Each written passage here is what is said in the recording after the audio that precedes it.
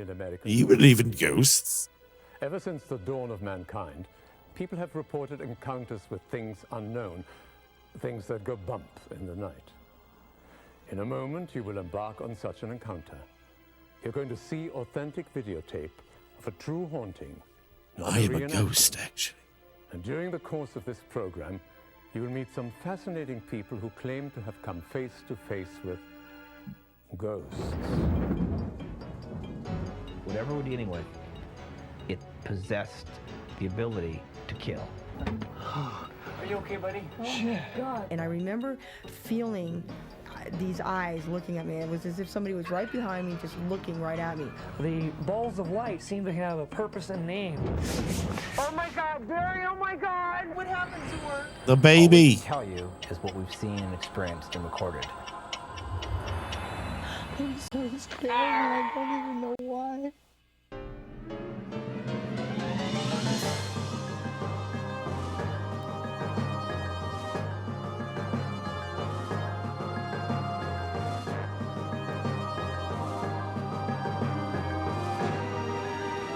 This is proof of ghosts.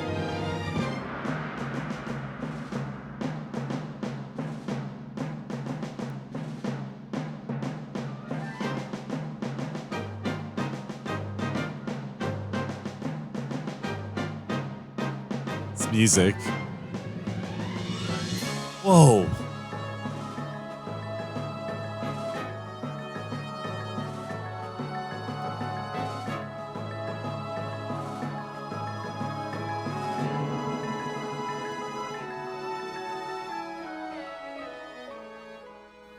Every moment in time creates questions the human mind cannot answer.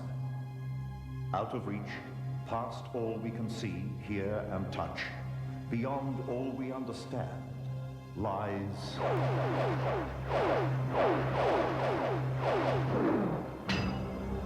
the extraordinary. I told you, get down! Get down! The extraordinary. The apparent extraordinary. possession of this suburban Californian home. Put something around my neck. Ghostly images, photographed and videotaped. Images of the San Pedro ghost that It's have paper we left on the oven lit on fire. I guess what's particularly unique about this case is that the phenomena had a distinct, belligerent, malevolent nature to it, in the sense that it almost seemed bent on hurting people.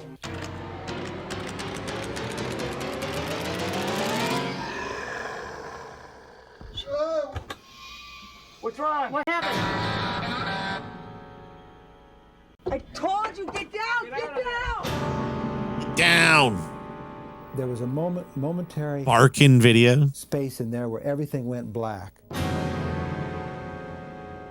Jeff Wheatcraft was physically attacked Jeff. in this attic on September 4th, 1989 by an invisible force that actually pulled him up onto a nail protruding from a rafter beam and actually tried to strangle him to death. Jackie Hernandez claims a ghost haunted her for 3 years. What is human blood plasma doing flowing out of someone's cupboard? And says she got a picture to prove her poltergeist tried to strangle a man in her attic. I was terrified. It was a nightmare. The Ghost in the Attic. This is hard copy for Monday, March 15th. Every time I've seen him, he's always been cross-legged. He's got a grayish, he looks like he's a corpse. It looks like a corpse. And he's got a grayish tone to him, and he's wearing a red flannel shirt, and his shirt is tucked in, his pants are high waters, and they're like the old gas attendant's pants.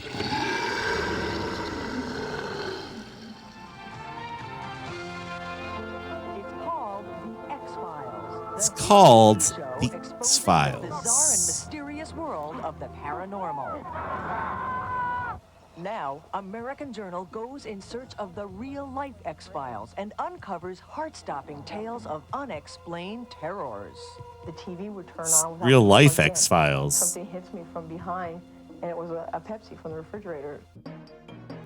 Dr. Barry Taff, parapsychologist, has investigated His well over editing is funny. 2,500 cases of poltergeist phenomena. It was he and former associate Cary Gaynor who researched a classic 1974 case made famous in a movie known as The Entity. The Entity. Barry Conrad, TV cameraman, has shot over 5,000 news and feature stories for television. An Emmy Award-winning photojournalist, Conrad has worked for both the ABC and NBC-affiliated TV stations in Ohio and Colorado. Throughout the 70s, Jeff Wheatcraft was an elementary school teacher in Omaha, Nebraska. Wheatcraft sounds like farming. Photography. It's a Blizzard game. We started seeing these little comets of light moving at very, very rapid rates of speed through the frame.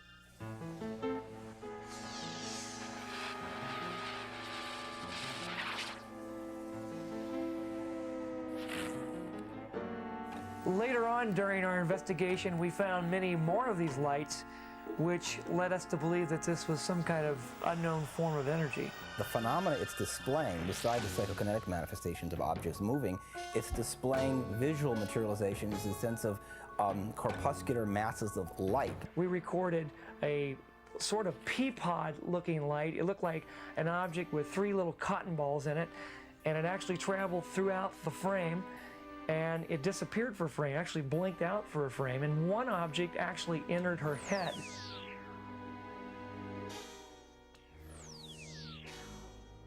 Barry didn't show me this film footage right away. He took him a while before I finally got to see it because they were afraid of what my reaction to it would be, which was that of fear. It freaked me out to think that this thing was inside of me, or that these lights were going inside of me. They were inside of me. The dust is inside of me. But it was a very weird feeling, you know, when I saw that film, and it still is every time I look at it. Today, on the other side, ghosts exist only in your imagination. He was there, but I could not touch him. That's what scared me to death.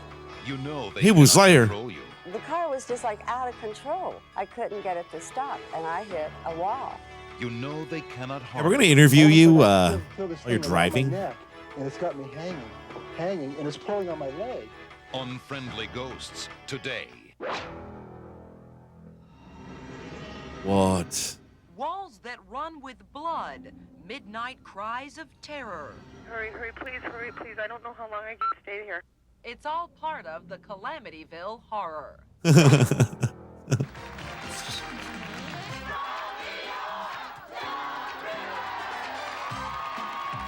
Now on to my first guest. She said that she absolutely did not believe in ghosts, but all that changed 4 years ago after she started living with a ghost. Will you please welcome Jackie Hernandez? So nice to have you on. Okay. I don't know. Look at what's on the baby. Come on, you guys. Let's go. Please, let's go. Please, let's go. Please. Baby's a ghost. Oh, my God. It freaked me out because it came so close to my kids.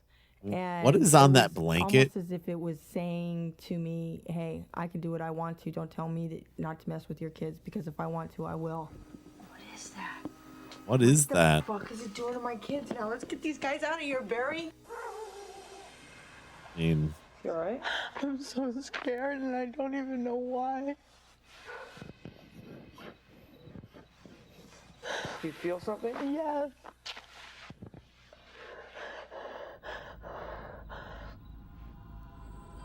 feel The place was something? real cold. It was so cold in that trailer that we had to light a fire. Right away, things started happening. The table started shaking.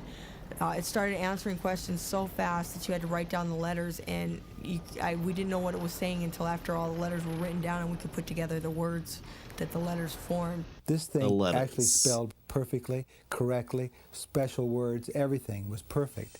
During the Ouija board session, the entity actually answered questions asked by the group. The researchers were startled when the entity told them that he had been murdered, held underwater in San Pedro Bay in 1930. And when asked how many ghosts reside among the living, it spelled out, "Phantoms fill the skies around." This night was incredible. It was terrifying. This disembodied head came right at me. These experts believe in ghosts. When things start flying around you, this is real psychokinetic activity. But others say they're fake. A rocking chair that moves when no one's near it is a function of stepping on a plank. Our jury gets in the spirit. I don't believe these people at all. If I came out and said, oh yeah, I saw something in my room last night, you people would probably call me a kook. Do ghosts really exist? Judge for yourself. Love seeing Who this. claims to still be living with a ghost that she first met in 1989. Please welcome Jackie Hernandez. Well, And also joining us, he got married. Ghostbusters that Jackie called in to document the haunting and who ended up being attacked by the ghost. Please welcome Barry Conrad and Jeff Wheatcraft. It was a ball of light that was hovering above the floor in the bedroom. And I was programmed by Barry very early on to get pictures of anything like this happening. And I enjoyed getting pictures. I mean, I wasn't frightened by it at the, when I got the pictures. I was excited to get pictures that no one else would get and to prove that I was seeing what I was seeing, get it on film. So I took the camera, and it was just a regular Instamatic 35mm, and I started taking pictures with and without the flash and different parts of the room and trying to get different angles. And the light was the same as it had been before. It was a bright white light that would separate and become two, and then it would separate again, and it would go back together, and it was a bright glowing light. In my 20 years experience in darkroom work, I've never seen these kind of negatives and these kind of photographs before. They're highly unusual.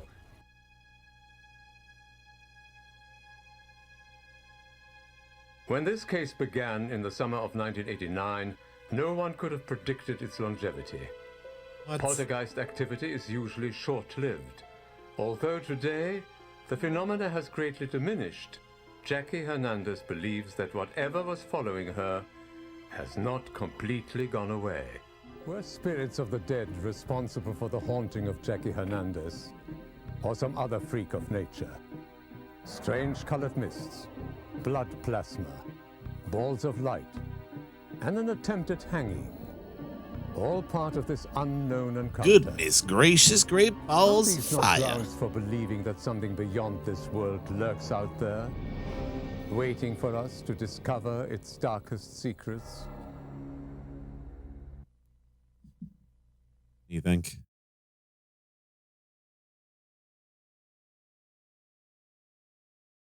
Yeah, he kind of was like a weird Vincent Price.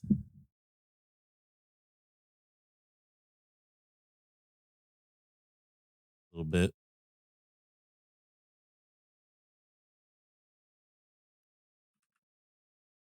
You know? Speaking of the Ghostbusters.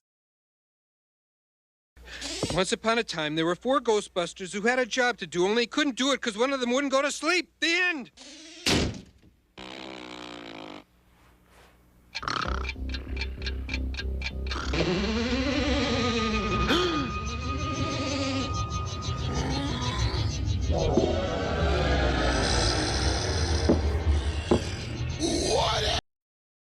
Yeah.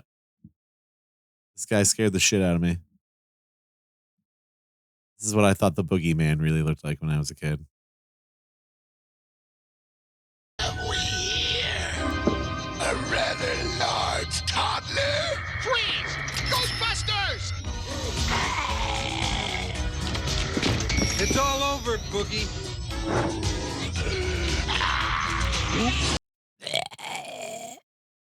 Did scare me for years. We'll get a better reason why. But another 2-bit dead. Just want to show you some clips of him being like scary. We don't want to wake up Mom and Dad.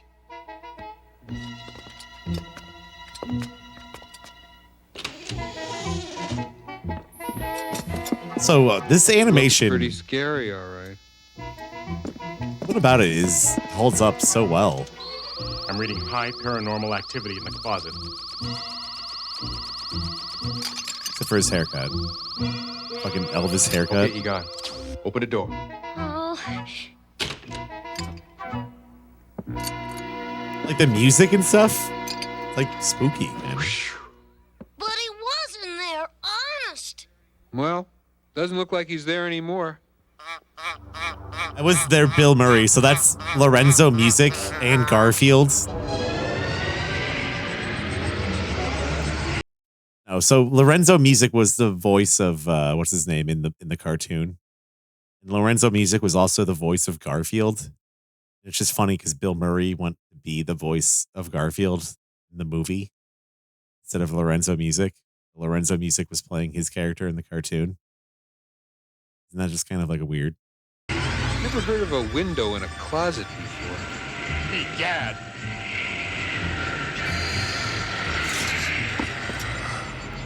It's him. Okay, let's earn some money.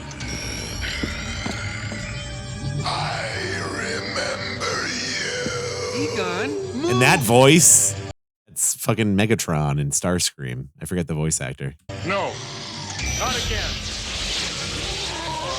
What?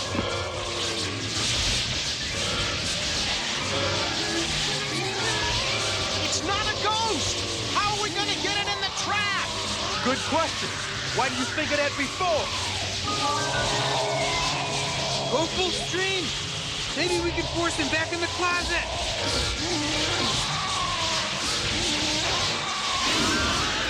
Bill Murray would have been way more expensive than Chris Pratt. Now do you believe me? Yeah, kid. Oh, yeah. We've got to go after him. No, we don't. Show me where it says that. Egon, we need more equipment. Not This to music, mention a plan. it's like reminiscent of the movies, but also it's like its own We've thing. got to close off that portal. What's going on here? Who are you? And we're just some weird dudes in your fucking rid of the house, boogeyman. helping your kids out. Yeah. Good evening. I'm Ray Stantz of the Ghostbusters. I'm sorry to have to tell you that you've got what seems to be a Class 7 repeating corporeal entity residing here. Or, in layman's terms, the boogeyman lives in your closet. I see. Thank you so much for stopping by. Why Get don't you the leave? fuck out of now? here. Why And didn't New they York leave looks us? good. Egon, we told them there was a monster in their kid's closet. We're lucky they didn't have us arrested. We've got to go back there and find it again. Wrong. What we Yeah, so they go into the. They try to trick him.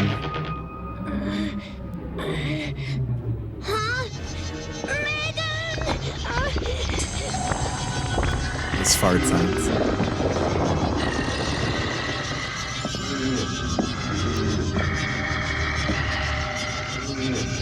That wasn't nice. Not nice at all.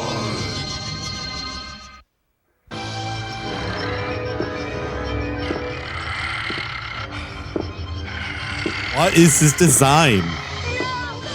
It's a goat man with a giant head.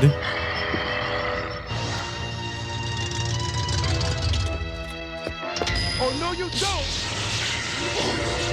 How the fuck did he shoot him from down there?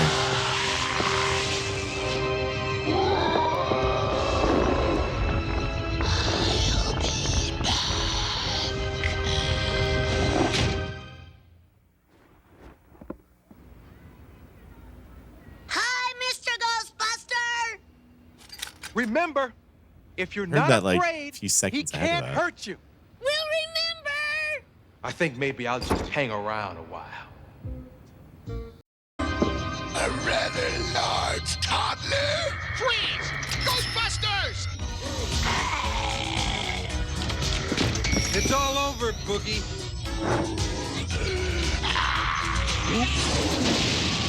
He wants to play rough. Full stream, now! Drive him back through the portal! Oh yeah, you could definitely tell it was like mostly his voice.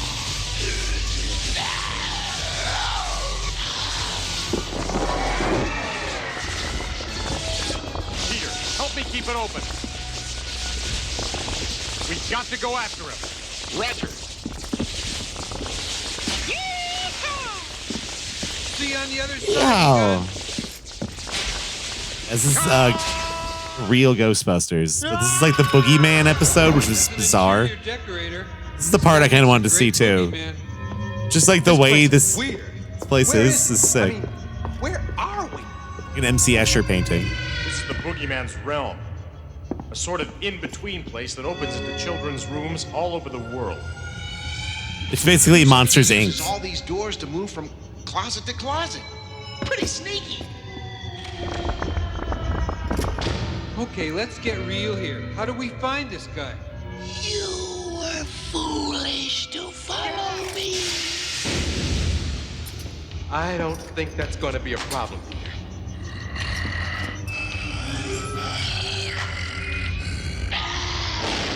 It's cool though.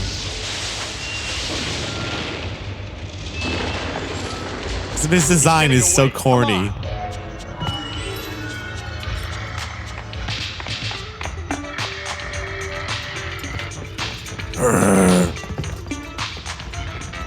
I love the animation. Looks fucking good though.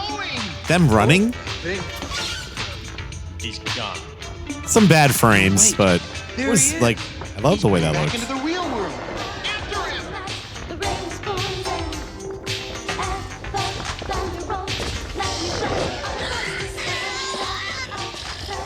Yeah! Go get him, Ghostbusters!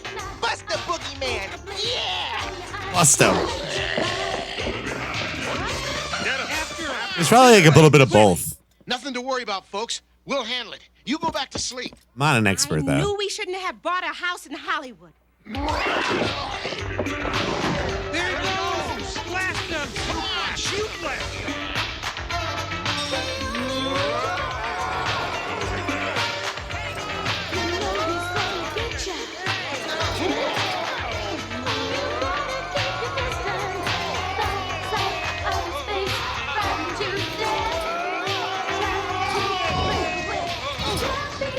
Just a layman's opinion, Egon, but this isn't going exactly as we planned, is it? That was sick. Let me get back to you.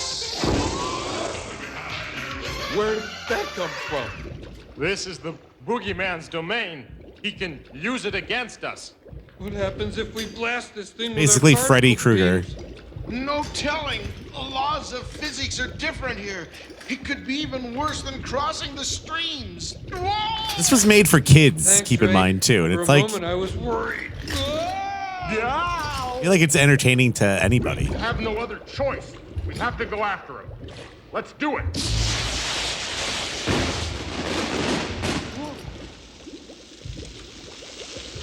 Fireworks? Why did the beams turn it into fire? Like look at that background with all the doors and stuff. That's fucking enough. sick. Egon, can you use your PKE meter to track the boogeyman? Too much supernatural energy in this place. I can't zero in on Too him. much supernatural Better do energy. something about him fast. We might not be so lucky next time. There's only one way to destroy the boogeyman. Do you have the ghost bomb I told you to bring, Ray? Right here. But it doesn't have enough power to do any real damage to this place. Not yet. But we can fix that. Before we do anything, let's find someplace more But also the solid. colors and stuff. You can see like the strokes and I don't know, it just looks cool.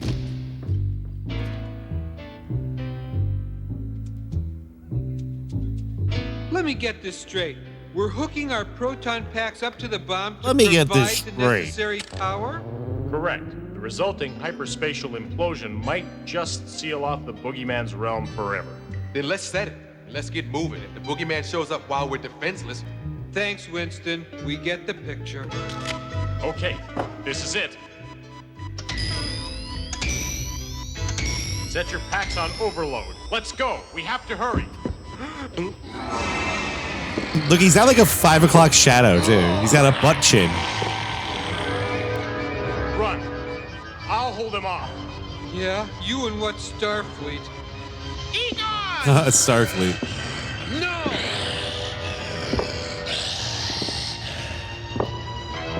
You won't scare me again. We'll see about that after I finish with you.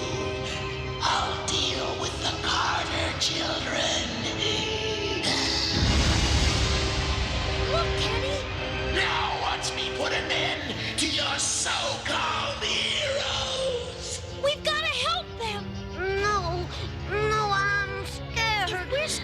This is fucking kid voice. Be brave. I'm scared.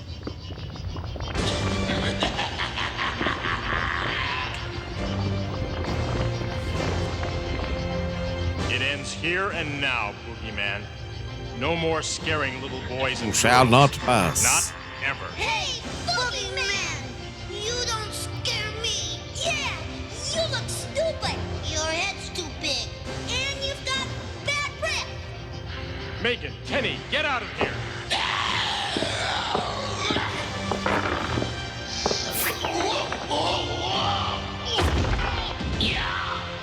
Fucking dead. Run, hurry. We've only got seconds left. Kill him.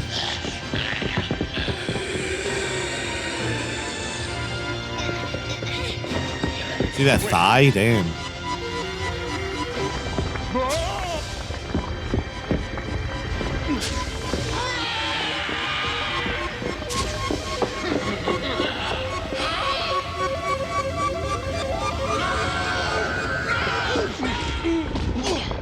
What's going on here? Get back!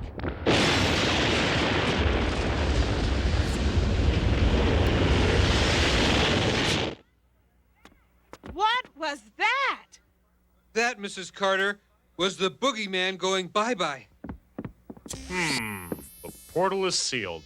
The Boogeyman's realm has been closed off forever. Now do you believe us? Looks like we owe all of you an Well, I apology. guess since you blew up a Think nothing bomb of it, in sir. our closet, All in a night's work. we believe you now. Sleep well, kids. We will. Now, thank you. Ah, that's kind of weird. Talk about exhausted. I could sleep for a couple of Egon, hours. I don't know if you need to kiss At and least tuck we're the not children only into ones bed. who sleep soundly. Yeah, kids all over the world can rest knowing that the boogeyman won't be coming out of their closets anymore. Kind of gives you a warm glow, doesn't it? Yipe! He's back! All right, Boogie, we know you're in there. Come out with your talons up. Also, the context, Egon, was you were caught in their room twice Chill out, man. without the permission of the parents. Let me blast him. I mean it. I'm talking full stream here. This ghost is toast. Let go of me!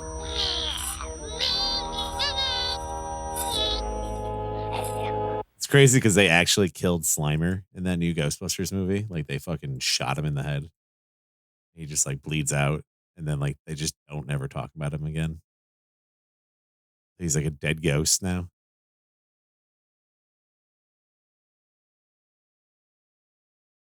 I don't know what happened to him. Lucky to meet believe that they've captured real ghosts on tape. Some of these images are strange, some are disturbing, others are shocking, but none can be authenticated. He's Are like they the real? Gothy Goose ghost You bed. decide. Goose pip.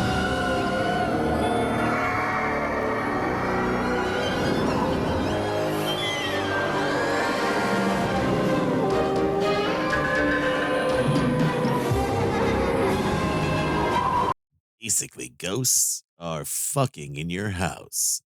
You're a pussy.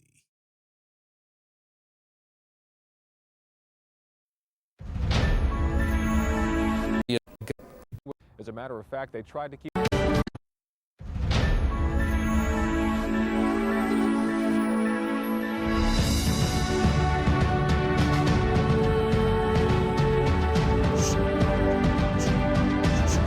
Here he is, Barry Conrad. God, it's so loud. Here he is. That's a real ghost. 20-second clips of YouTube. Old anime. That's cool.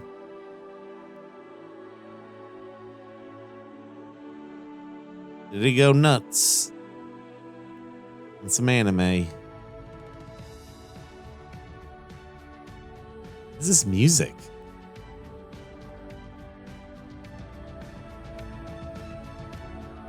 It's Dr. Disrespect's dad.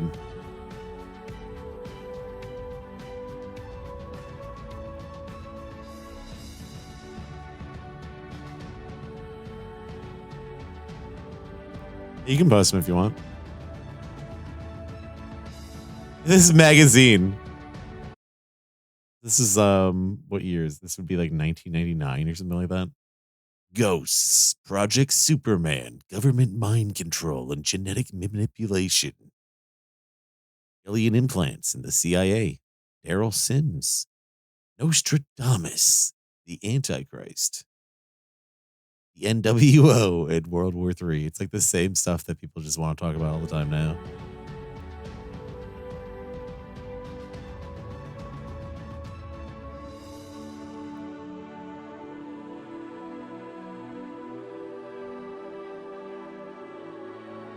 What is this music?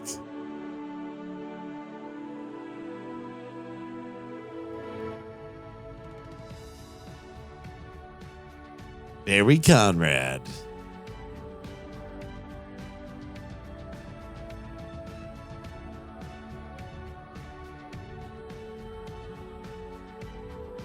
Production values are off this fucking hook. My name is Jim Robin, and I'm a physicist. I do research, well, in a whole number of areas, but basically just a general physicist. Well, I think the most unique thing I found in looking over all the tapes was 4 events that were represented little streaks of light, and they had some very unique character about them. In each case, they had basically the same shape. This guy starts telling you same he character of path. is like a theoretical degree in physics, and he tells you that ghosts are real. Would you believe him? In a swooping type of a path.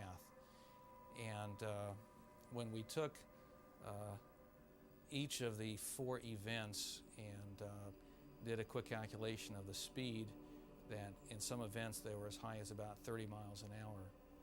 And what was, I think, most unique about these particular 4 events was that there was no shadow associated with the streaks of light. In each of the cases, Barry had a very bright light on the camera, and the people that were in the foreground projected a very significant shadow in the background. And each of these events, there was no indication of any shadow. The biggest circle I've ever seen. Quite surprising.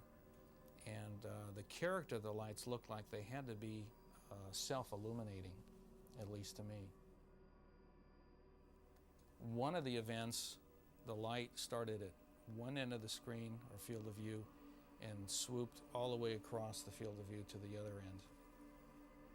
2 of the other events, the lights streaked in the background. There was a doorway, and it was actually behind the doorway, and you can see it entering when it got into the field of view, when it came by the door opening, and then left the field of view in the back of the door like a hallway. And then the other one, which was very unique, one of the people... Well, if this guy tells you that ghosts are real, do you believe him? If you looked where his shoulder was, the light must have originated behind the person and then streaked over his shoulder and out of the field of view. And in each these 4 cases, the character of the light was basically the same, and the kind of trajectory it followed was the same. And in each case, there was no indication of any kind of a background shadow associated with the lights, and I found that quite unique. And to have them move as fast as about 30 miles an hour, which basically was anywhere from 4 to 8 frames for the whole event, when we looked at the frame by frame, was extremely fast. And no one actually perceived these until we looked at them on a monitor, which was very unique. You would think something that goes that fast would make some kind of a noise, something that would catch somebody's attention. Yeah, he does look like Walton Beck. So I thought that was very unique.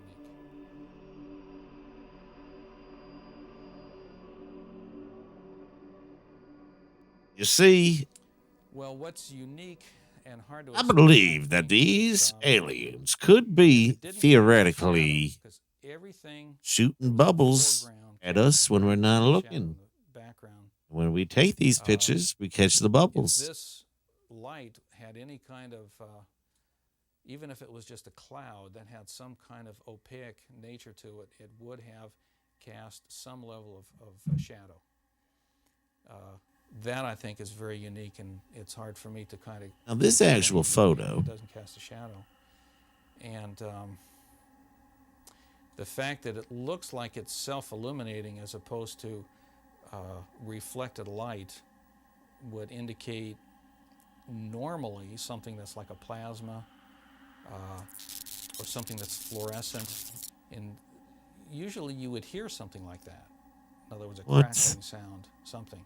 So there's some features that don't quite live up to normal explanation, at least at the top level, you know, looking at the films that we saw.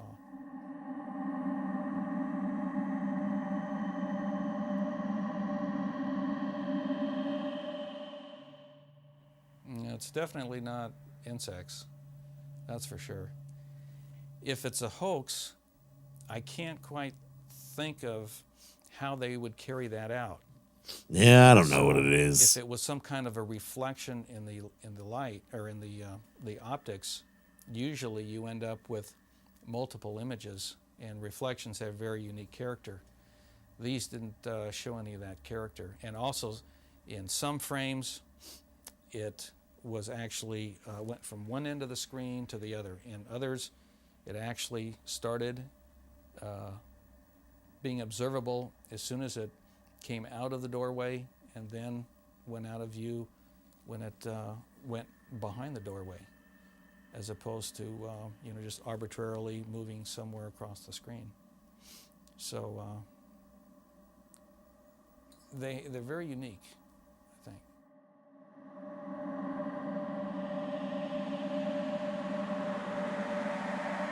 What the fuck? What does that mean?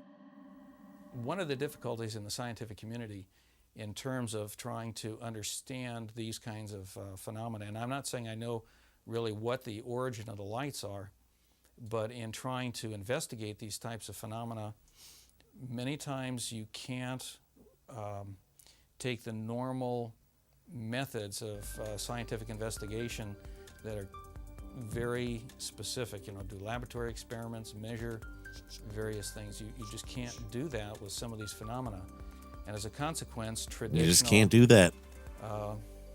Scientific community has a lot of difficulty in even trying to explore phenomena that aren't something that they can touch. And It's like a big crumb on his shirt.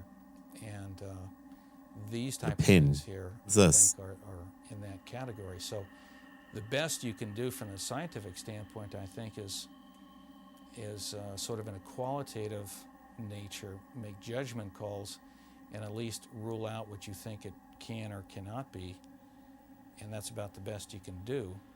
And you just can't categorically pinpoint that it's this or it's that. What is that? But from my observations, though, I don't think you can say that these 4 events that show these streaks of light. This one was. This is not the right video. Thought I had one that was a little bit more interesting.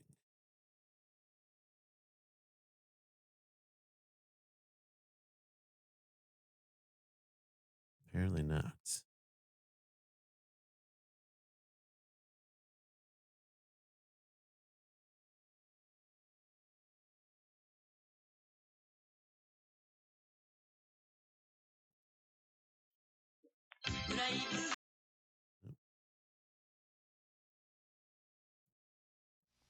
An alien creature has accidentally landed on Earth.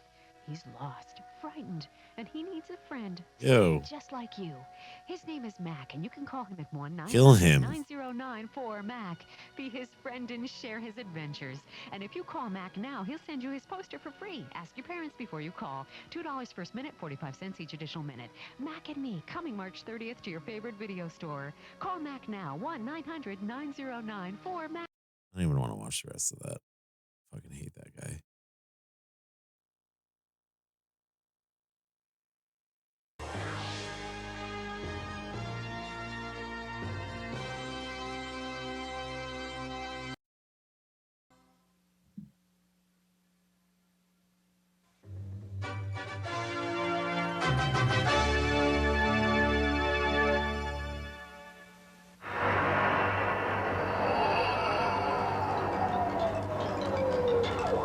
August 16, 1977, paramedics were dispatched to Graceland. Elvis Presley's girlfriend, Ginger Alden, was there at the time, along with one of Elvis's closest friends, Joe Esposito. She looks like she has no emotions.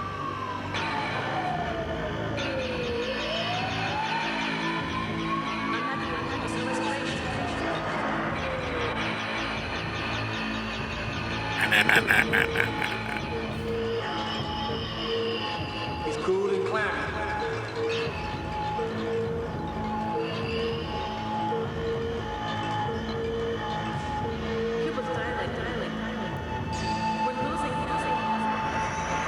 Let's get CPR. Come on, man. Come on, Elvis. Breathe, damn it. Damn it, Elvis, come on!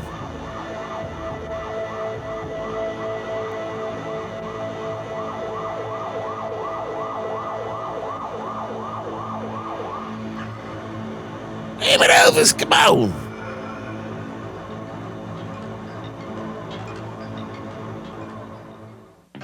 Elvis Presley was a legend, beloved by millions. But the circumstances surrounding his death have been shrouded in mystery.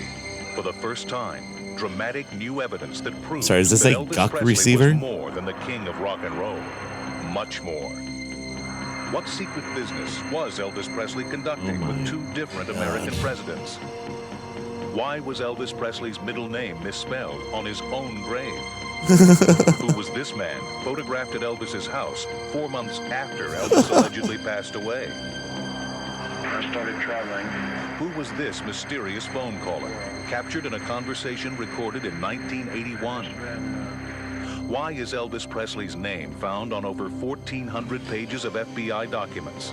And why are some of these documents still classified? All this and much more.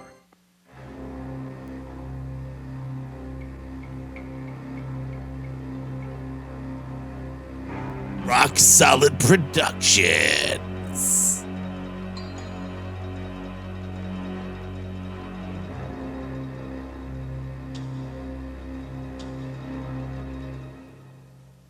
From the Imperial Palace Hotel and Casino and the Legends in Concert showroom in Las Vegas in a television exclusive, the real story. Yeah, Elvis is living on an island with the Tupac. Elvis Files.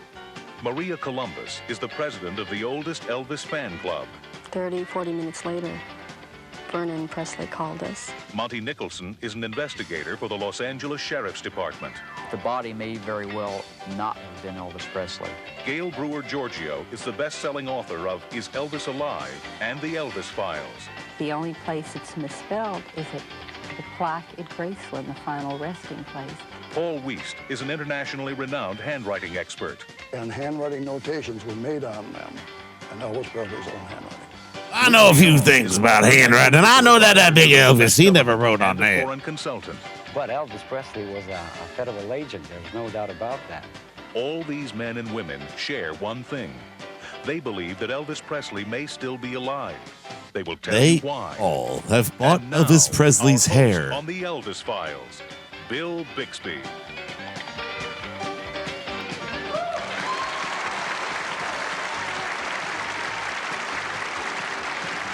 This was also like 40, 50 years ago or whatever.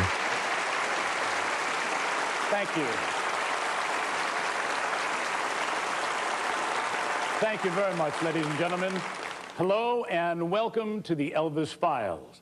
Now, the stage It's in front of a live is Elvis audience. Presley's second home. God. He spent much of his life performing live to millions of his adoring fans. But we're here to look at another side of Elvis. F. Scott Fitzgerald once said, "The test of a first-rate intelligence is the ability to hold two opposing ideas in one's mind at the same time." Well, that's what we're asking you to do. Now, I'm sure if we took a hand vote, most of us believe that Elvis Presley passed away August 16th, 1977. Would you raise your hands? All right.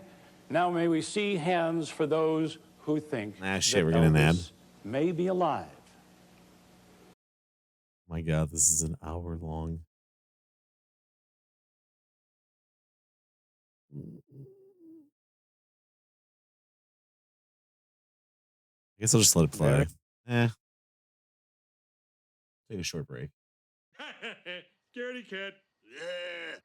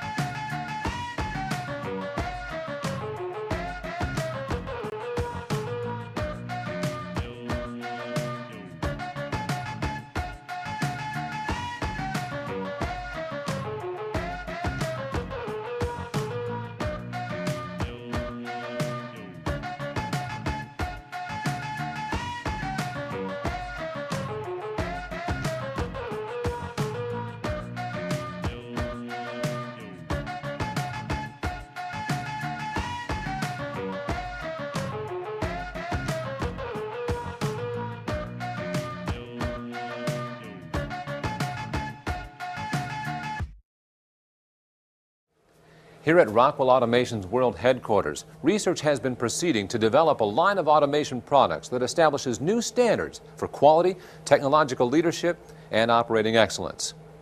With customer success as our primary focus, work has been proceeding on the crudely conceived idea of an instrument that would not only provide inverse reactive current for use in unilateral phase detractors, but would also be capable of automatically synchronizing cardinal gram meters. Such an instrument, comprised of Dodge gears and bearings, Reliant electric motors, Allen Bradley controls, and all monitored by Rockwell software, is Rockwell Automation's retroencabulator. Now basically, the only new principle involved is that instead of power being generated by the relative motion of conductors and fluxes, it's produced by the modial interaction of magnetoreluctance and capacitive diractance. The original machine had a base plate of prefamulated amulite surmounted by a malleable logarithmic casing in such a way that the two spurving bearings were in a direct line with a panometric fam. The lineup consisted simply of 6 hydrocoptic Marsal vanes, so fitted to the ambifacient lunar wane shaft. All right, let's get back to Elvis. Let's get back to serious stuff. Interesting. Thank you. All right, I must say that I was inclined to go along with the first group. But we think that by the end of our program, you too will be able to hold 2 opposing ideas in your mind. First, that Elvis Presley passed away in 1977, and secondly, that he still may be alive. Some of the reasons why you might be able to do this are contained maybe right in here. Inside these FBI files is dramatic evidence that there was more to Elvis Presley than meets the eye, much more. These documents prove that Elvis Presley may have had a life or death reason for disappearing from public view. And they also hold information that strongly suggests he was still alive at least 4 years after he was found dead. Now, during this show, we're not going to open any vaults. We're not going to dwell on the Elvis that the world knows so well, the singer, the musician, the actor, and the star. Instead, we're going to show you an Elvis that you never knew before, a man who may have risked everything for the good of his country. We've brought together a panel of experts who think there was a whole lot more to Elvis Presley than meets the eye, and they're going to share what they know with you. But first, we need to go back to that tragic day in August of 1977 when the world learned that Elvis Presley was gone. How about that Raptor made? My father was listening to the radio in the back while he was working, and when he told us, we just stopped and cried. It was unbelievable. He's a guy that shouldn't be dead today. And the radio that one tiny clip. We both looked at each other. He's a guy who shouldn't be dead today. I do remember being. I wish I was dead instead. All upset because, you know, you had that feeling about him, like he was one of us. It was on the television. The news is how I heard about it. I just felt very sad. He's like one of the greatest musicians that ever lived. Every time I see Elvis or hear Elvis sing or see a movie, I get this real warm feeling. I remember him Sometimes I dying, just and piss I my hope he pants told when me I hear Elvis. He was a very sensitive and very kind, compassionate human being. Elvis was the best, the greatest, and of course the king. One of them just like, It didn't Elvis take killed very my long entire after the family, and they like announcement try to that drag him Elvis Presley away. had He's died screaming, for the crowds of "Killed my mourners to gather. family!" From all over the world, they came to pay their final respects to a man whom they felt had always respected them. Elvis had been placed in a casket, open for viewing at Graceland. No cameras were allowed by order of the Presley estate. Want the guy carrying the casket to turn around, and it's Elvis. This one right Silently, here. mourners passed by to say their final farewells. Elvis's cousin, Gene Smith, felt he had to personally say goodbye to the man he had loved so much. When we viewed the body for the last time, I stood there quite a while looking at his hands. And, of course, he was always breaking bricks with his hands. What? He had calluses on the bottom of his hand and big old rough-looking knuckles. His nose looked kind of puggy looking, and his right sideburn was sticking out straight out looked about an inch. And his hairline looked as if it had been a hairpiece, something glued on somewhere. It just didn't look right. And his hands was just as smooth as a newborn's baby's behind, you know. And it seemed like it was sweating around his hairline. It could have been sweat, it could have been glue, I don't know. What? But I just didn't believe it was him. Gene was not the only person who noticed that something seemed odd. Maria Columbus, for 20 years now, the president of the Elvis Presley fan club, also experienced some things out of the ordinary. Now, when I spoke to Maria a few weeks back, she had this to say. Elvis was always picking up bricks, and he was smashing the bricks all the time. He'd be like saying, "Hey, come on down, I'll break some bricks on Friday night. We just hanging out, breaking bricks." And we tried to get hold of Elvis' Always breaking father, bricks. but he was obviously busy. And so we left a message to have him call us. And about 30, 40 minutes later, He was out breaking those damn old Presley bricks. called us. So we told him that we were going to Damn old bricks. He flying was out always there breaking in them. within a couple of hours.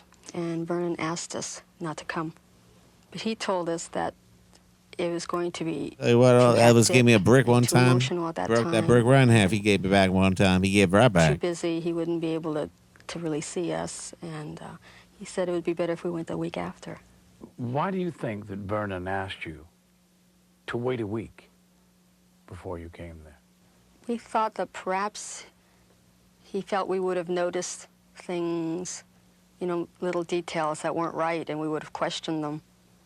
And maybe it would have caused an embarrassing moment for the family. When you got there a week later, what was the atmosphere? It was a very carnival atmosphere. We went over to the cemetery. Elvis was in a mausoleum. And there were people selling Cokes and popcorn. And there were people posing with the guards, because they had guards in front of the mausoleum door. We felt nothing of Elvis.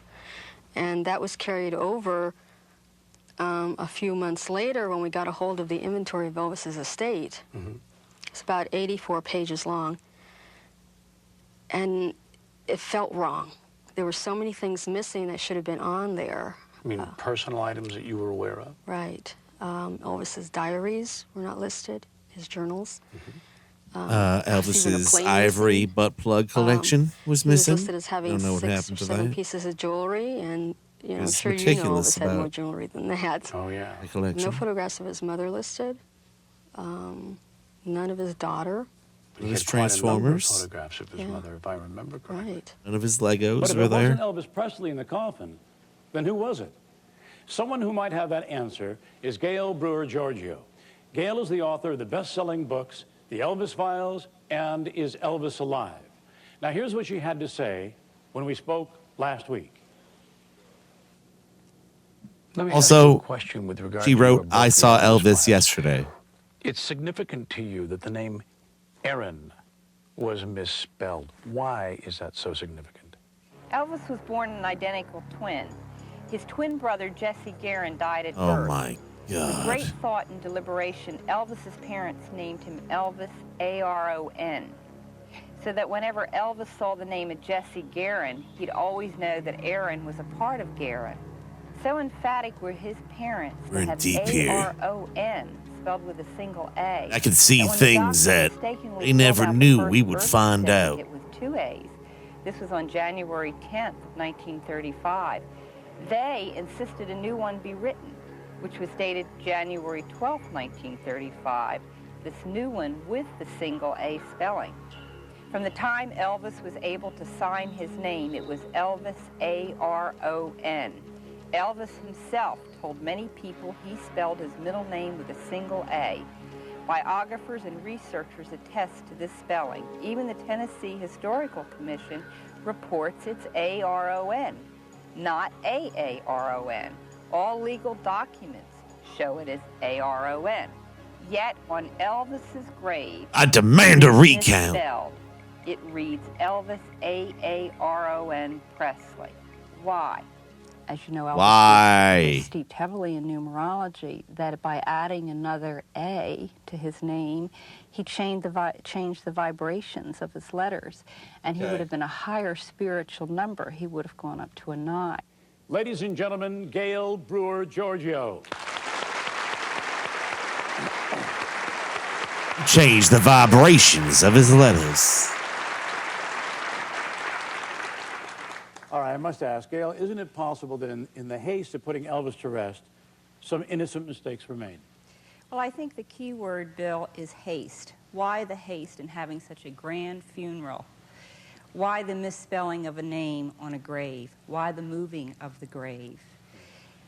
That doesn't make sense. And I believe that a lot of these so-called mistakes are clues. Doesn't make sense. I'd like to introduce you to Monty Nicholson, an investigator with the Los Angeles Sheriff's Department and author of The Presley Arrangement. Monty Nicholson. Welcome, Monty. Hi, If he rips his question, face Monty, off do you and think he's there's a Elvis remote underneath. possibility that Elvis could still be alive? I know he's alive because I am him. Possibility is very real. All right. Now, Monty, you're a member in good standing with the law enforcement community, so aren't you a little concerned about what your colleagues might say? Well, of course, I do take some teasing from my peers, but they know that this is something I do outside my career of law enforcement. I just try to do things What a fucking dork. thorough enough to dispel any real criticism. All right. When I visited with you some weeks ago, we discussed your views on the discrepancies surrounding Elvis's death.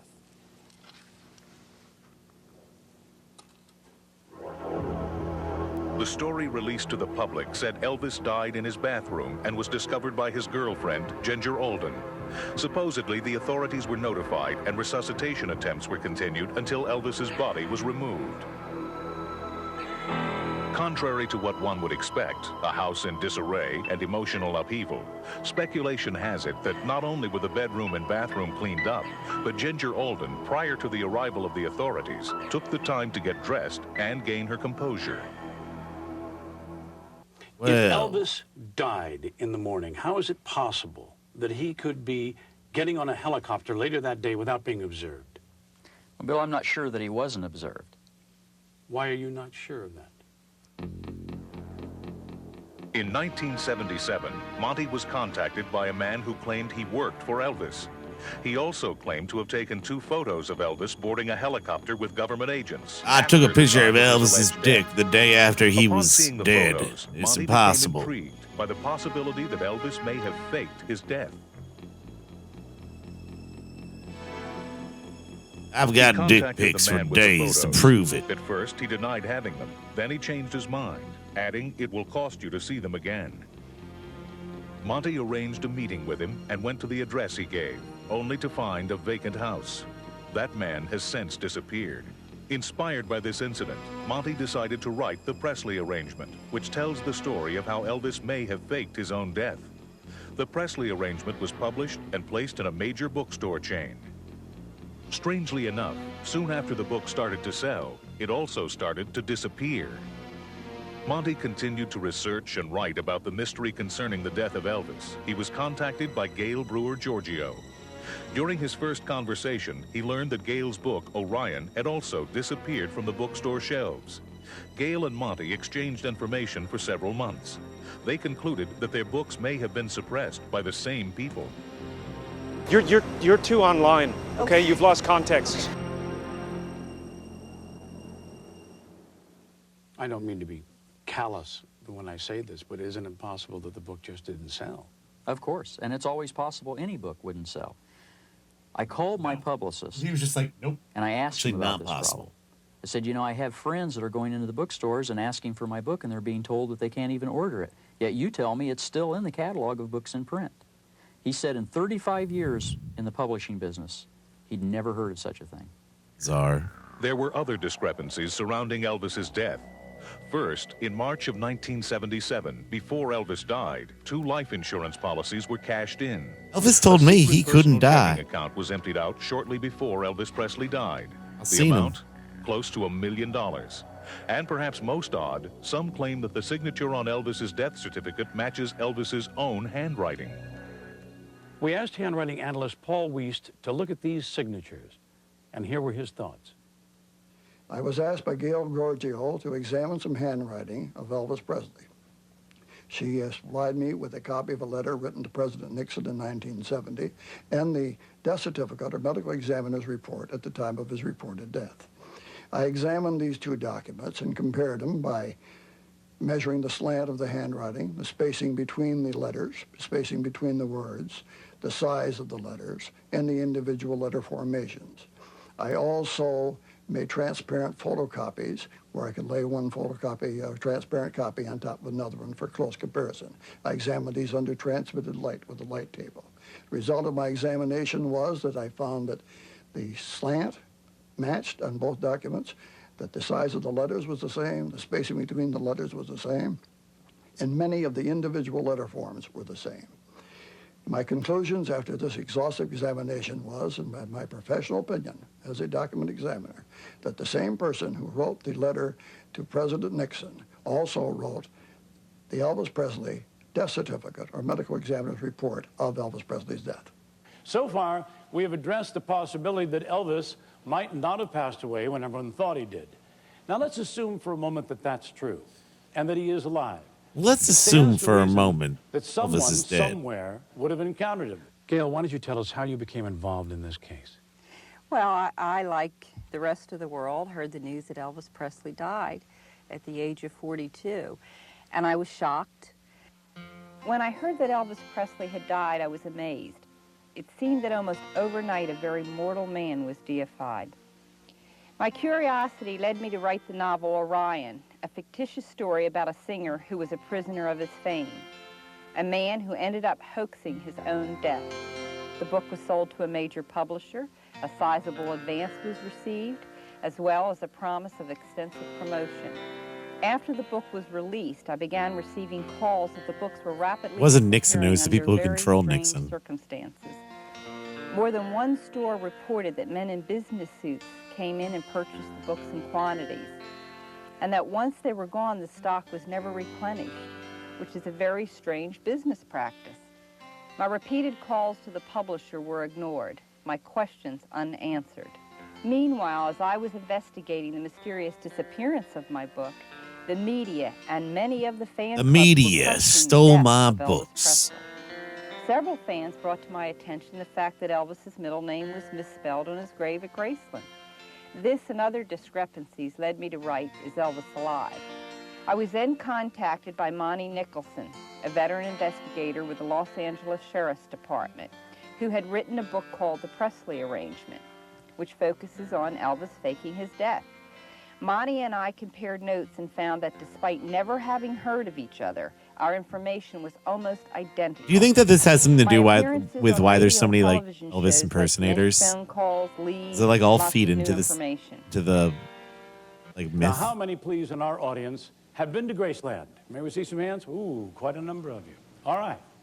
What would you think if you'd visited Graceland, taken some typical tourist pictures, and then in the privacy of your living room, notice what seemed to be the face of Elvis. They're the Presley Elvis staring right clones. out It's like at a you. Final You're Fantasy very VII excited. kind of. All the Well, Elvis this is impersonators. precisely what happened to a man named Mike Joseph on Who's Sephiroth, New Year's though? Eve Day, Who's Cloud? December 31st, 1977. Now, recently, Mike was interviewed about the events leading up to this amazing picture. Let's watch. When is the Elvis reunion? It was New Year's Eve, 77, when I took my wife and my son and my nephew down to Graceland. They had just opened up Memory Gardens where Elvis was laid to rest. And we were there for an hour, and we left back for home. And Elvis exploded. And looked at him, put him away. One day after reading a Speaking of book, which, I decided I'll be right to back, look at guys. my I gotta go to the pictures bathroom. again. I pulled them out. I'm gonna be quiet for a minute. And this time, I saw something in one of the pictures that I hadn't seen. My God, I had Elvis Presley sitting in the doorway, looking out at the fans walking past his grave. I have had the negatives examined by Kodak. And Kodak basically says that they are original. They have not been tampered with in any way. They were taken in sequence, uncut by the negatives, being original. They can tell. The emulsion number of the film was manufactured in 77. Each roll of film that is manufactured has a manufacturing date on it in the emulsion number. This is the shot that I took of the people walking and the bathhouse in the distance. We zero in here, and this is the same shot with just the chair. No one sitting in the chair. So that shows it was not a picture of someone sitting in the chair. This is my son once again blocking the doorway, and of course the picture where I first spotted the silhouette in the doorway.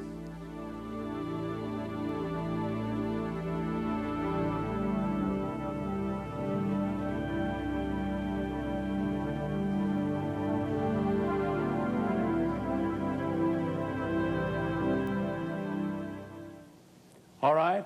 How many of you think that Mike Joseph photographed Elvis Presley? May we see some hands? Well, perhaps the most convincing piece of evidence that suggests that Elvis may still be alive is the mystery audio tape. Now, let's take a brief listen before we continue. At the time, I had a beard and I lost a few pounds. And I thought it would be very, very hard for anyone to recognize me. All right, this tape was released to the general public in Gail Giorgio's book, Is Elvis Alive? Now, at the time, the origin of the tape was unknown. But since the publication of that book, new information has been uncovered. Ladies and gentlemen, I'm pleased to introduce Maria Columbus, the president of the oldest Elvis Presley fan club. Hi, Maria.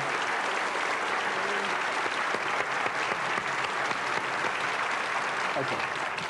Now, Maria, will you please tell us about the tape? Okay. I received this tape in 1981 from Steve Chances from Florida. He had written a book called Elvis, Where Are You? Now, on this tape, you only hear Elvis speaking. The person he was speaking to was edited out. Yes, I noticed. I noticed that.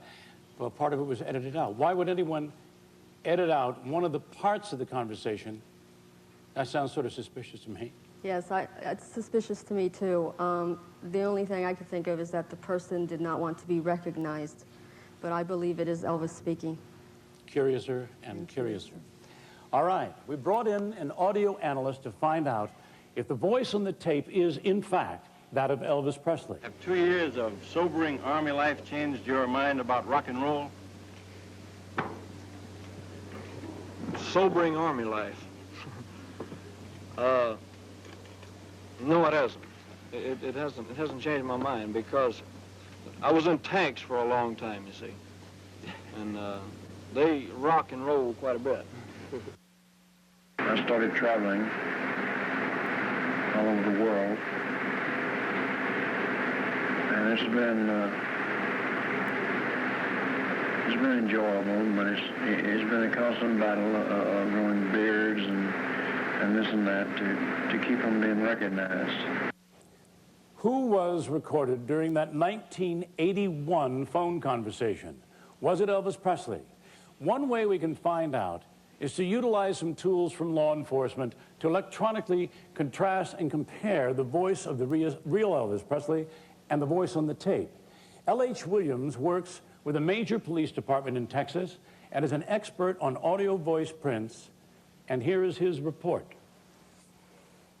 Gail had sent me a copy of a transcript of the tape recording of the unknown person, and this was 4 pages long. In this process, I also requested copies of known tape recordings of Elvis Presley, and I followed the guidelines that were established during the Watergate case for possible authentication of the tape recording. I selected the same words and phrases of the known and the unknown person for comparison purposes. This is the known sample of Elvis Presley stating the word music. This is a sample from the unknown tape recording showing the word music. The formats that were formed fall within the same frequency range through here, which would indicate a match. Basically, the known voice of Elvis Presley compared with the voice on this tape is the same. Now let's assume for a second that this test conclusively proves that Elvis made this recording. Can we be sure that it was made after 1977? We've made a transcription of the recording, and we marked down specific things that the caller said. If any one of these comments describes events that happened after Elvis's alleged death, then the argument that he might still be alive is stronger. People ask me all the time where I'm living, and naturally I can't say, but it's a good place to hide. And there was an island that I had learned about a long time ago, and I guess I always knew that someday I'd probably have to use it. Anyway, I must have spent a year on the island. I started traveling all over the world, and it's been enjoyable, but it's been a constant battle of growing beards and this and that to keep from being recognized. And I guess about 2 years ago, I went to Europe, which is something I've always wanted to do, something I've wanted to do for a long time. I realized that sooner or later, it's probably going to end. You know, I hate to think that it's going to end, but I know sometime the secret has got to be let out. If it hadn't been for getting involved in what I'm involved in now, you know, things as such, maybe it'd been different. Well, I think that last statement speaks for itself. But, Maria, let me ask you about some of the other things that we heard. Prior to his death, had Elvis ever spent a year on an island, any island? No, he didn't. He never spent a year away from the public eye. He was in the public eye all the time. We would have heard about it. All right, when Elvis was 24, we know that he was in the Army and he went to Europe. But did he go to Europe 2 years before that? No, the first time he went to Europe was when he was going to Germany in the Army in 1958. Now, so far, we've introduced you to witnesses who believe that Elvis Presley was not really buried in August of 1977. We've also presented evidence that Elvis Presley has been seen on multiple occasions, and perhaps most importantly, we presented what appears to be physical documentation that Elvis has been photographed and recorded. Now, let's make an assumption for a moment. Elvis Presley staged his At the end, he's just like, I am Why would a man Elvis blessed Presley. with wealth, fame, extraordinary talent choose to vanish from the public this way? Just who was Elvis Presley? A rock and roller, movie star, devoted father, world-famous celebrity. There was the public Elvis, and then there was the private Elvis. Two of his favorite hobbies were law enforcement and religious studies. Both of these passions may have inspired the chain of events that took place on August 16th, 1977. Before Elvis Presley wanted to be a singer, he wanted to be in law enforcement. By 1970, Elvis had received many honorary and real law enforcement credentials and was convinced that he had unique services he could offer his country. And being Elvis, he decided to get what he wanted by going Elvis is straight just to the like, top. I could be a hero. In December of 1970, Elvis I moved could to do it Washington, all. D.C., writing a letter en route to then President Richard Nixon. Like, Dear Elvis, Mr. shut President, the fuck up. First, I would like to introduce myself. I am Elvis Presley and admire you and have great respect for your office. I talked to Vice President Agnew in Please. Palm Springs one I would week like ago to smell your dick, and expressed my Mr. concerns for Nixon. our country. Let me smell that dick. The drug culture, the hippie elements, the SDS, Black Panther, etc., do not consider me as their enemy, or as they call it, the establishment. I call it America. In this letter, Elvis Please let volunteered me to sniff become a that federal dick, agent, Mr. saying his Nixon. contacts with the youth culture would allow him access into worlds that other undercover agents could only dream of penetrating. After the letter arrived at the White House, some of Nixon's aides debated whether it would be in the president's interest to meet with Presley. Here is the memo that decided the issue. Nixon took the advice and decided to meet with Elvis to give him the credentials he wanted. Elvis got his wish, a presidential appointment as a secret DEA agent.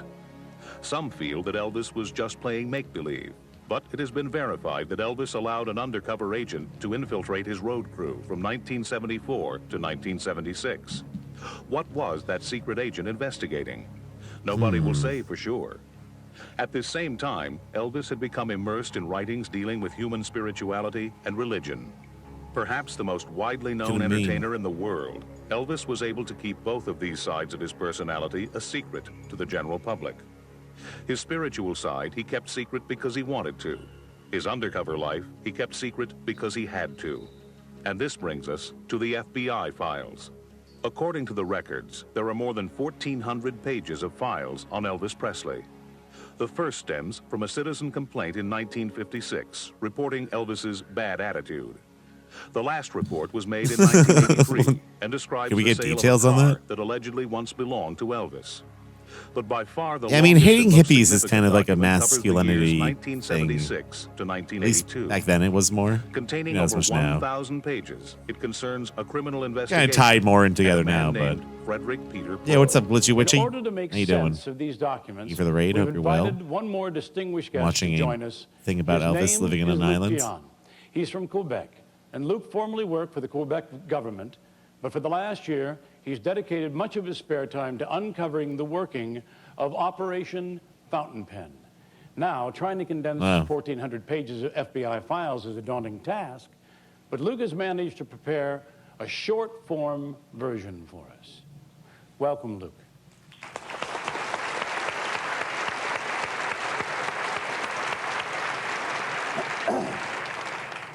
All right, Luc, to summarize, what do you think happened to Elvis Presley?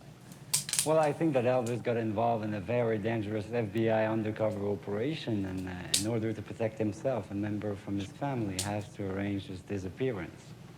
All right. Well, let's start at the beginning. What you're about to see has been verified by recently declassified government documents and Luc Dion's own extensive research.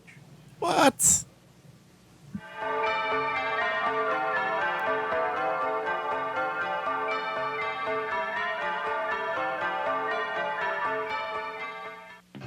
Our story begins in May of 1976 when Elvis wanted to. Are we watching a movie in a movie right now? Besides Show the within a famous show? Lisa Marie, Elvis owned 3 smaller jets, a Lockheed Jetstar, a Jet Commander, and a Dassault Falcon. In early 1976, Elvis told his father, who handled all of his personal finances, that he wanted to sell the Jetstar. Vernon was loyal to his son, but was apparently not a very good businessman. Vernon was introduced to a man named Frederick Peter Pro in May of 1976. Pro talked Vernon into getting involved with a very complicated leasing arrangement with his company. The Jetstar wasn't airworthy, and Pro also said he would facilitate repairs. But Frederick Peter Pro was, in reality, a con man, a member of a criminal group called the Fraternity, a group with direct ties What? to organized crime. It has been estimated that the fraternity managed to con at least $2 billion from people all over the world. And by the spring of 1977, according to an attorney familiar with the case, the Presley estate had lost more than $1 million. Well, aside from Elvis being a victim of the fraternity, how does the Presley case relate to Operation Fountain Pen?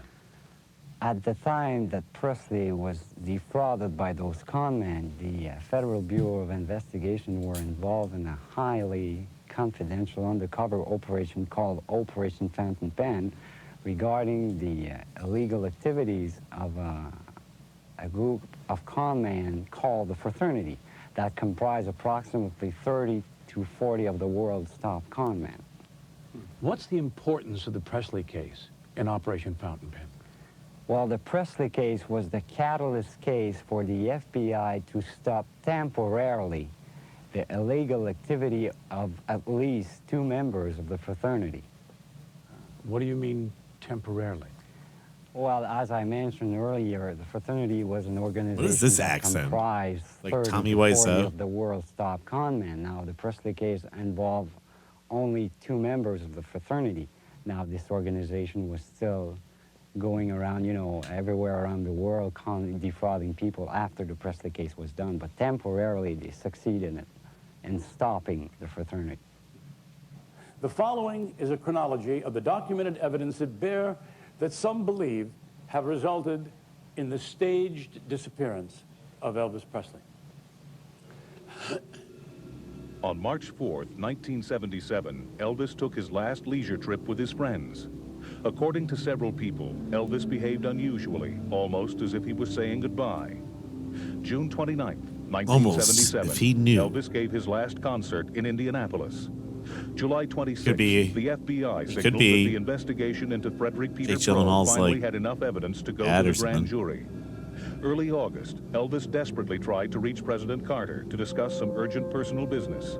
August 15th, United States Attorney Michael Cody advised the FBI that his office was ready to go before the grand jury with the Operation Fountain Pen case. August 16th, Elvis Presley is reported dead at Graceland. October 18th, 4 alleged members of the fraternity, including Frederick Peter Pro, were arrested in connection with the Presley fraud case. Could this investigation have led Elvis Presley to fake his own death? Do you think it was dangerous enough to justify a sudden disappearance? Well, that's the point. If you look at the criminal background of certain individuals who were involved in the Presley case, it would be highly justifiable. Do you think that Elvis was put under the witness protection program? Well, the fact that the 2 members of the fraternity who were involved with Presley in the Jetstar deal were themselves put under the witness security program is something in itself. If it was dangerous enough for the prime suspect to be put under the witness security program, it was surely good enough for Elvis Presley as the main victim. I like these backdrops. They look like program. backdrops from But like Elvis school Presley photo was days a and stuff. federal agent. There's no doubt about that. All right, Gail, what do you think about Would you like the Well, Starry there is no doubt Galaxy? about it. Elvis Presley was a federal agent. His power and clout went to the White House. President Nixon made his appointment. We also know by records that Elvis Presley received a call Or the from laser President-elect Jimmy behind you. Carter at the end of 1976, and President Carter wanted to appoint Elvis to a special commission in the Carter administration. Another call was placed by the FBI between President Carter and Elvis on August 15, 1977. Elvis's name is listed in the Justice Department's Black Book as a federal agent. Plus, there's books at Graceland that seem to be clues. And during Mom, I want Elvis's the last laser concert tour, backgrounds. he made some very strange remarks on stage.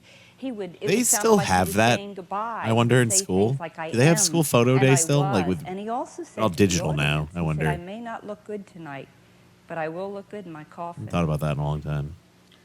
Well, couldn't all of this simply mean that Elvis planned to take his own life? It was suggested that he was Yeah, photo deeply days upset sucked. over, a It lot just of reminded me that I looked like a fucking weirdo. Anyone that knows anything about Elvis Presley knows he was very Like, you get religious. used to it, but He's it's even like- made statements that suicide was immoral. It's like your image of yourself for the next year. Everyone knows how Elvis felt about his 9-year-old daughter, You were in high school, Lisa they still do Marie. it. That was the longest visit she But I guess they had probably at don't get like that real time she was photographers there. and stuff The only anymore. other Or maybe bedroom that's just upstairs different. at I don't know. Graceland Maybe it is. Do you really think that Elvis Presley would Like change if they have all the his options and daughter all that stuff, I mean. finding a suicide body? And beyond that, Elvis Presley, on the evening of August 15th and into the early hours of August 16th, I just imagine that made an computers have emergency changed dental everything appointment so much. to Even have when I some mean, work I took done. Photoshop Doesn't classes when I sound was in like high a school, man but who was planning to take his it just gets back to the life in school 2 like 2 hours. days later. Yeah, it used to take like Maybe he was forever. planning It's funny. Death, but not suicide. All right. Let us assume that Elvis did not take his own life. Let us also assume I wish we could get that the Elvis magnet photo. did not die of natural causes. Now, do these FBI documents ever mention anything that suggests that Elvis Presley did not die August 17th, 1977? Luke, I put that to you. Well, when you closely examine those documents, we can find numerous notation and corrections. I feel like I always forgot that it was photo day, and I'd be like, my And hair I would think just that be I'm shit. almost positive that Elvis Presley continued his involvement in Operation Fountain Pen. I think I even for skipped it when I was in high years school a few after his times. alleged death. Okay. Now, we brought these documents to handwriting analyst Paul Wiest. Ladies and gentlemen, Mr. Paul Wiest. Welcome, Paul. Looks like fucking Ed McMahon. Okay, Paul, you have seen... Using the Star Search to look for Elvis. Yes, I certainly have, Bill. This first one, I don't think you see it or not, but we have Frederick N. Prohl, et al. Elvis A. Presley, deceased victim. This little circle down here and this The cross fuck indicates is this, they should dude? delete this, and here's what was written above to change it and correct it. N-A-M, short for name, they left off the E, Frederick Peter Prohl. This handwriting was compared with known handwriting of Elvis Presley, and it matches very, very closely. All right, what about the one that says to Memphis? All right, this is the one that says to Memphis here. And this is also references Frederick Peter Prohl. Is it Elvis possible Presley, that deceased Elvis victim? And down here on the bottom, we see was actually just wearing the skin of a man? To Memphis, 8/15/78. I have compared this to known handwriting of Elvis Presley's and find that this also matches very, very favorably to the handwriting. Now, to what did you compare all of this writing? I had a great number of samples of his known handwriting. Number one, of course, was the Nixon letter, the letter that he wrote in 1970 to President Nixon. I had several canceled checks written by Elvis Presley. I had a Christmas gift list. I had a letter to some other friends, restaurant check that he had signed, and numerous other pieces. Several documents. Several documents. Enough material, surely, to all compare. authenticated as known handwriting. All right, now what about the issue that Elvis Presley signed his own death certificate? Well, let me hand this back to you, Bill. Okay. Number No one, way. that's a misnomer. This is the death certificate. When we say Elvis Presley signed his own death certificate, it's not the death certificate, it is a medical examiner's report, as you can see. Yes. He didn't sign it. This was signed by the medical examiner down here. All right. But the name right on here, the street address is 3764 Elvis Presley Boulevard. That, I believe, is in Elvis Presley's own handwriting. Also over here under occupation entertainer. They both match up very closely to known handwriting. All of it was, in your professional opinion, Elvis Presley's handwriting? Yes, it was. Okay. Now, Paul's findings were corroborated by handwriting analyst Sheila Lowe. Now, Ms. Lowe is qualified by the California Supreme Court as an expert witness in document examination. We asked Ms. Lowe to compare 10 pages of questionable handwriting notations made in the estate of Elvis Presley inventory dated December 19th, 1977, with a known verified sample of Elvis Presley's handwriting. Each document was viewed with transmitted light on a light table and examined under a microscope. Under penalty of perjury, Ms. Lowe issued the following opinion, and I quote, "After careful examination of the documents, it is the opinion of the undersigned that the handwriting on all documents was executed by the same writer." Yeah, I think multiple Elvis theory is real because all the impersonators, it's like Final Fantasy VII. Professional opinion, do you think The Elvis that Elvis reunion. may have written on his own FBI files? Well, we only speculate that Elvis may be a member or involved somehow in a government protection program of some type. But we know he was a DEA agent. And most probably, he was involved in working on his own investigation. At this point, I think that we should summarize what we've learned so far. It has been suggested that on August 16, 1977, in order to protect himself and his family from a criminal organization called the Fraternity, Elvis Presley arranged things to look as if he had died. He accomplished this with the help of the Department of Justice by somehow planting either a wax dummy or another body at Graceland. He also secured the cooperation of local officials in covering up both the autopsy results and the trail that might have led to finding out the truth. Then, deliberately misspelling his middle name, Elvis arranged for his coffin to be placed one space over from where he really planned to be interred.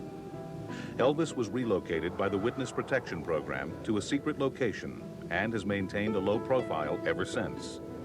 He has continued to be in contact with his family and closest friends and has made at least 2 phone calls that have been recorded.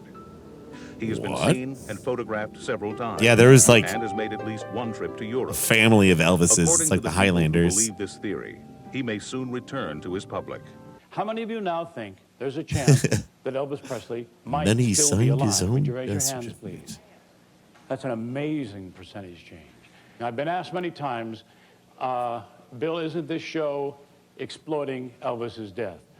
Yes, was my feeling. In fact, when I was first asked to host this program, I said no for exactly that reason. But then a body of evidence was presented to me that made the circumstances of August 16th, 1977 debatable.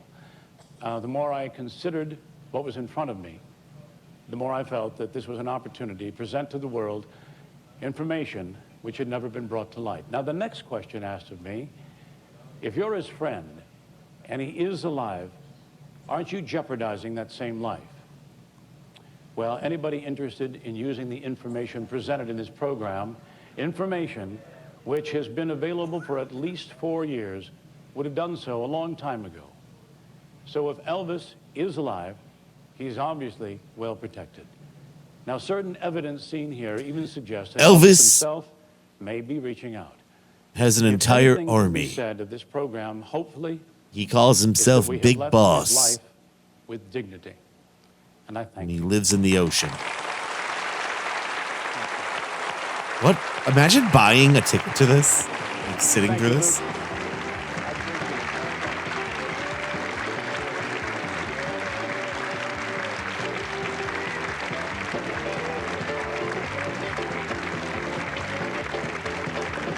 Flat Elvis theory.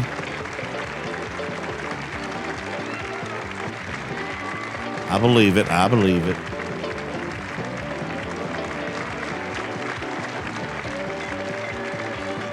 Fraternity. Sounds like a video game enemy. Look how bored these people are. He really thinks he's Elvis. Maybe I could be Elvis. Maybe if Elvis is gone, they'll believe I'm Elvis. I'm coming back. Maybe they'll believe I'm Elvis.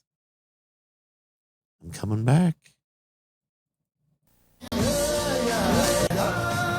Oh my God. Imagine a world where time drifts Damn it, I just knocked someone over.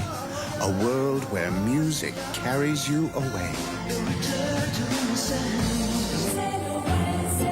Experience pure moods, the perfect soundtrack for your way of life. Direct from Europe, this multi-platinum collection has won the hearts of millions. Set adrift with the timeless pleasures of tubular bells. Or take a trip into the unknown with the X-Files. Take a trip into the unknown. No other collection gives you the feeling of pure moods. To order Pure Moods, call the number on your screen or send check or money order for the amount shown, plus shipping and handling. Rush delivery available. Call now.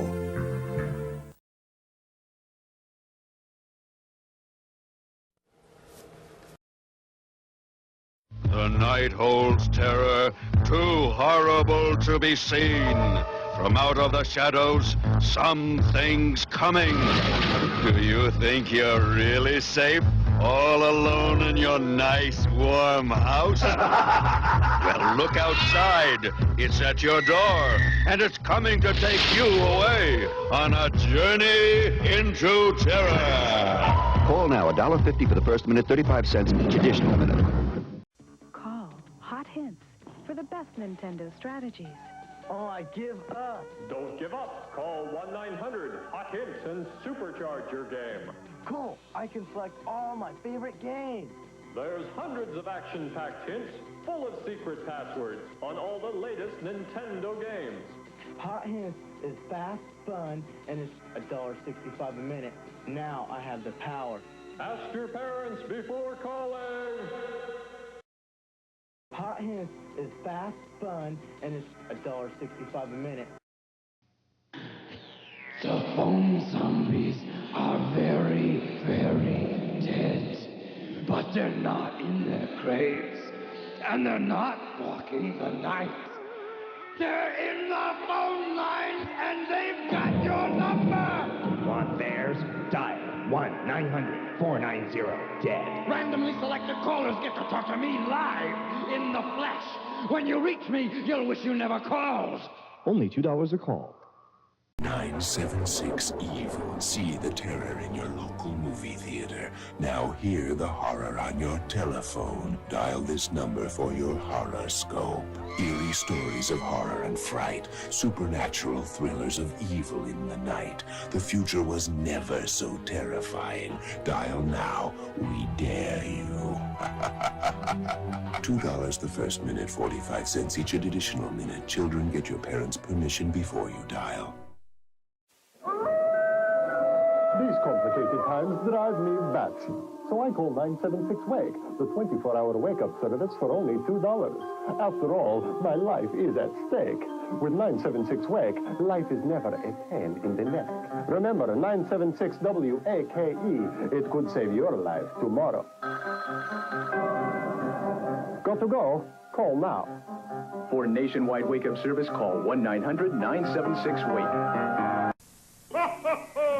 Santa here. Call 1-900-660-6666, and I'll tell you a different Christmas story every day. But before you call, listen to old Santa. Your parents have to pay for these calls, so get their permission first. Then, when you call me, I'll tell you how to get a whoopee from my Christmas collection. And part of your $1.85 two-minute call goes to Special Olympics. So call me at 1-900-660-6666. Merry Christmas!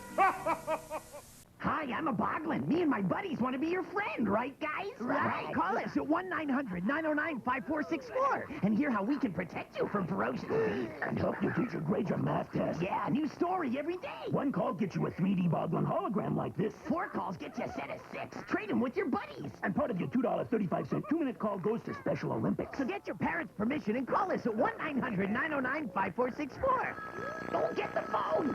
I said get it, not eat it. I'm Captain Lou, and I'm talking to you about the world of pro wrestling. Call me. I'm telling you, this number's for you. Mom, you raised a great son. There'll be no more calls for you, Lou. My boys and I are taking you in. Get it. Come on. I got a right to make one phone call, and so do you. If you call now, you could be randomly selected to be eligible to have a live conversation with Captain Lou. Call the Lou Albano Wrestling Hotline, available until further notice, or a hearing. $1.50 for the first minute, 35 cents each additional minute. Creepball. When you call us, the terror begins. Creepball. Real life. Ghosts and zombies talk to you. Dial 1-900-490-CREEP. That's 1-900-490-CREEP. Randomly selected callers get connected to me live. Hurry up. We're waiting for you, pigeon. If you're under 18, make sure your parents know you're calling. Just $2 per call.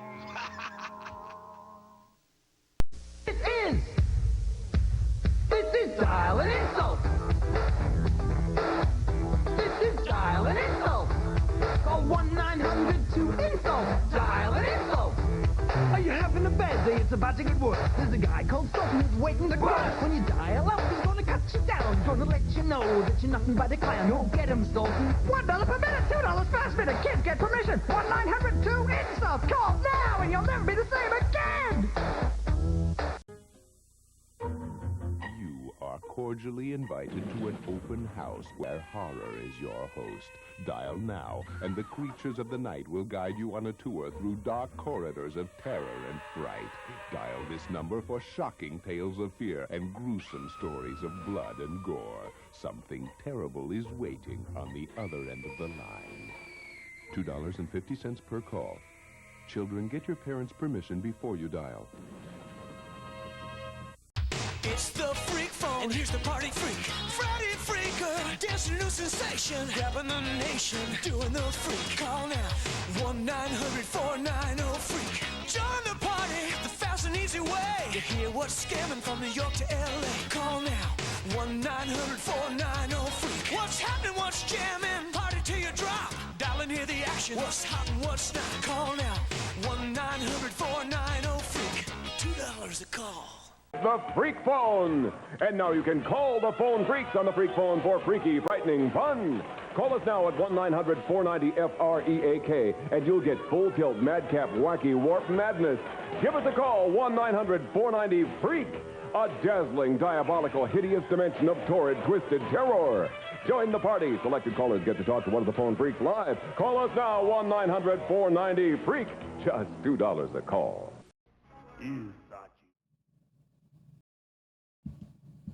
I love that freak. I love that freak. Hey, I'm going to try out a new game for a little while.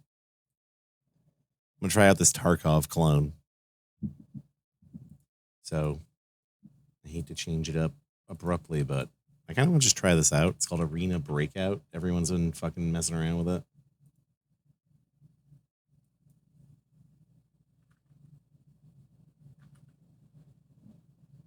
Let's try it out.